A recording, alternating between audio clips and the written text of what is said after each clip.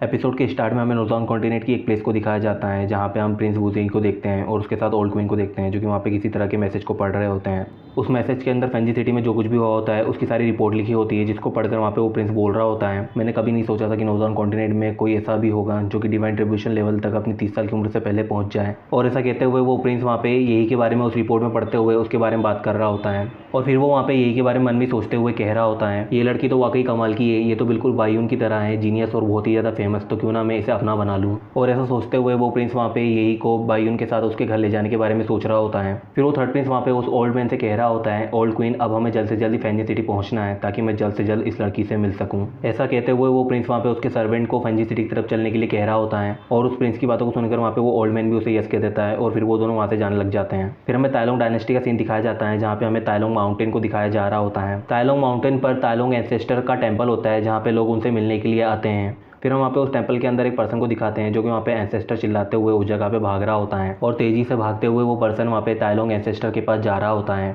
लेकिन ज़्यादा तेजी से भागने की वजह से उसका पैर वहाँ पे कुछ पत्थरों से टकरा जाता है जिसकी वजह से उसका बैलेंस बिगड़ जाता है और वो वहाँ पे उसके घुटनों के बल गिर जाता है और गिरने की वजह से उसके घुटनों में फ्रैक्चर आ जाता है जिसकी वजह से उसे वहाँ पे बहुत ज़्यादा तकलीफ हो रही होती है और वो वहाँ पे उस पेन की वजह से वहाँ पे रो रहा होता है। जब वो पर्सन वहाँ पे ताइलोंग टेंपल के गेट पर गिरने की वजह से रो रहा होता है तभी वहाँ पे ताइलोंग एंसेस्टर उससे कह रहे होते हैं, ऐसा भी क्या हुआ है जो तुम इतने परेशान हो कि तुम हड़बड़ी में इधर उधर गिर रहे हो। अपने एंसेस्टर की वॉइस को सुनकर वो पर्सन वहाँ पे तुरंत ही उन्हें ग्रीट करते हुए उन्हें सॉरी कह रहा होता है। ताइलोंग एंसेस्टर फिर उससे कहते हैं कि अब रोना बंद करो और अंदर आओ, और ऐसा कहते हुए ताइलोंग एंसेस्टर उसे अंदर बुला रहे होते हैं। ताइलोंग एंसेस्टर का ऑर्डर मिलते ही वो बंदा वहाँ पे खड़ा होने की कोशिश करता है और धीरे धीरे चलते हुए ताइलोंग एंसेस्टर के कमरे की तरफ जा रहा होता है और फिर वो पर्सन वहाँ पे ताइलोंग एंसेस्टर के पास में जाता है। हमें ताइलोंग एंसेस्टर को दिखाते हैं जो कि वहाँ पे बैठ के कल्टीवेट कर रहा होता है और उसके बारे में हमें बता रहे होते हैं। पूरे नॉर्दर्न कॉन्टिनेंट में ताइलोंग एंसेस्टर ही इकलौता ऐसा कल्टीवेटर है जिसका कल्टीवेशन लॉन्गेटिविटी रिलम तक पहुँच चुका है और इसी वजह से पूरे नॉर्दर्न कॉन्टिनेंट में कोई भी ताइलोंग डायनेस्टी के खिलाफ जानना नहीं चाहता। फिर हमें उस पर्सन को दिखाते हैं जो कि वहाँ पे ताइलोंग एंसेस्टर को ग्रीट करते हुए उनसे कह रहा होता है, मेरे पास बहुत ही बुरी खबर है। और ऐसा कहते हुए वो पर्सन वहाँ पे काफ़ी ज़्यादा डरा हुआ होता है और हिम्मत करते हुए ताइलोंग एंसेस्टर से कह रहा होता है वो थर्ड प्रिंस के साथ कुछ हुआ है। उस पर्सन को इस तरह डरते हुए देखकर ताइलोंग एंसेस्टर वहाँ पे उससे कह रहे होते हैं, आखिर क्या हुआ उसके साथ जो तुम इतना डर रहे हो, मुझे साफ साफ पूरी बात बताओ क्या हुआ है जिसकी वजह से तुम्हें इतना डर लग रहा है। फिर वो बंदा वहाँ पे चिल्लाते हुए कह रहा होता है, थर्ड प्रिंस, एल्डर एंजिन और आर्मी जनरल अपने साथ 3 लाख ड्रैगन आर्मी के सोल्जर्स को लेकर फेंजी सिटी के ऊपर अटैक करने के लिए गए थे, लेकिन उन सभी को फेंजी सिटी के अंदर मार दिया गया है और उनकी लाश भी हमें अभी तक नहीं मिली है। और ऐसा कहते हुए वो पर्सन वहाँ पे ताइलोंग एंसेस्टर से काफ़ी ज़्यादा डर रहा होता है। उस पर्सन की बातों को सुनकर ताइलोंग एंसेस्टर अभी भी वहाँ पे शांत बैठा होता है जिसको देखकर वो पर्सन वहाँ पे बहुत ज़्यादा डर रहा होता है। फिर ताइलोंग एंसेस्टर वहाँ पे चिल्लाते हुए बोल रहा होता है, आखिर किसमें इतनी हिम्मत है जो कि मेरे लोगों को इस तरह मारे। ऐसा कहते हुए ताइलोंग एंसेस्टर वहाँ पे जोर से चिल्ला रहा होता है जिसकी वजह से ताइलोंग टेंपल से इतनी ज़्यादा एनर्जी वेव निकल रही होती है जो कि आसपास के सारे माउंटेन्स को हिला देती है। फिर हमें ताइलोंग एंसेस्टर को दिखाया जाता है जो कि वहाँ पे बहुत ही ज़्यादा गुस्से में बैठा होता है और उसके गुस्से की वजह से उसकी स्पिरिचुअल कुई से उसके आसपास एक बड़ा सा ड्रैगन बन चुका होता है। फिर ताइलोंग एंसेस्टर वहाँ पे गुस्से में उस पर्सन से पूछ रहा होता है, फेंजी सिटी में ऐसा कौन है जिसने थर्ड प्रिंस और एंजिन को मारा है। और ऐसा कहते हुए ताइलोंग एंसेस्टर वहाँ पे बहुत ही ज़्यादा गुस्से में उस पर्सन को देख रहा होता है। ताइलोंग एंसेस्टर को इतने ज़्यादा गुस्से में देखकर वो पर्सन काफ़ी ज़्यादा डर जाता है और उनसे कह रहा होता है वो एम्प्रेस है, वो सैमसंग एम्प्रेस है जिसने उन सबको मारा है। ऐसा कहते हुए वो पर्सन वहाँ पे डरते हुए यही के बारे में बता रहा होता है। सैमसंग एम्प्रेस का नाम सुनते ही वहाँ पे ताइलोंग एंसेस्टर उससे कह रहा होता है, क्या ये वही एम्प्रेस है जिसे थर्ड प्रिंस से शादी करने के लिए मैंने ऑर्डर भेजा था,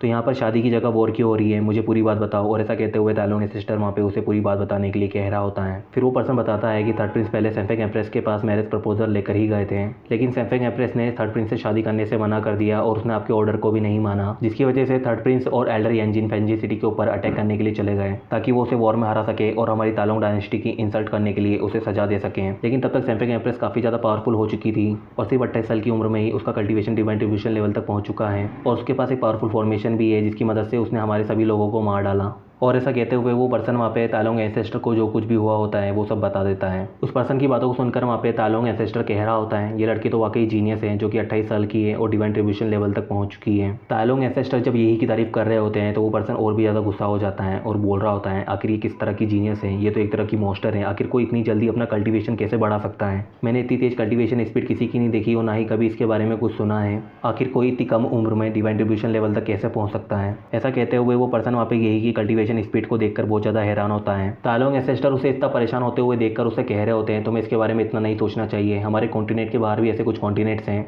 जहाँ पे इस तरह का कल्टीवेशन पॉसिबल है। फिर तालोंग एंसेस्टर उस पर्सन को समझाते हुए कह रहे होते हैं अगर तुम्हें इस लड़की का कल्टीवेशन एक मॉन्स्टर के टाइप का लगता है तो मैं एक ऐसे पर्सन को जानता हूँ जिसका कल्टीवेशन सही में इस लड़की के मुकाबले एक मॉन्स्टर के टाइप का है, और इस लड़की के मुकाबले उसकी कल्टीवेशन स्पीड काफ़ी ज़्यादा भयानक थी। तालोंग एंसेस्टर की बातों को सुनकर वहाँ पे वो पर्सन बोल रहा होता है आखिर ऐसा है तो मैंने आज से पहले कभी इस बारे में क्यों नहीं सुना, आखिर कौन है वो पर्सन। ऐसा कहते हुए पर्सन वहाँ पे बहुत ज़्यादा हैरानी में उस पर्सन के बारे में जानने के लिए तालोंग एंसेस्टर से आगे पूछ रहा होता है। फिर तालोंग एंसेस्टर अपने हाथों में अपनी हर्बल टी को उठा लेता है और उस पर्सन से कहता है वो पर्सन काफ़ी ज़्यादा पावरफुल था और उसका कल्टीवेशन टाइम बहुत ही कम था जिसकी वजह से ज़्यादा लोग उसके बारे में नहीं जानते हैं। फिर तालोंग एंसेस्टर वहाँ पे अपनी टी पीते हुए उससे कह रहा होता है वो पर्सन वैसे भी नॉर्दर्न कॉन्टिनेंट से नहीं था और आज से 10,000 साल पहले वो एक बार यहाँ पर नॉर्दर्न कॉन्टिनेंट में आया था, इसलिए इसमें कोई बड़ी बात नहीं है कि तुम्हें उसके बारे में नहीं पता। फिर तालोंग एंसेस्टर उसे बताता है कि जब मैं छोटा था तब मुझे एक्सीडेंटली एक ऐसी बुक मिली थी जहाँ पे उसका जिक्र था, वहीं से मुझे इसके बारे में पता चला था। वैसे उस बुक में जो कुछ भी लिखा था मुझे भी पहले वो बकवास लगता था, लेकिन उस बुक के अंदर उस पर्सन से रिलेटेड जिन भी चीज़ों और जगहों के बारे में बताया गया है वो सब आज भी है। फिर तालोंग एंसेस्टर बताता है कि उस बुक के अंदर लिन सिटी के लिन फैमिली के तीसरे बेटे के बारे में लिखा हुआ था जो कि आज से 10,000 साल पहले नॉर्दर्न कॉन्टिनेंट में आया था,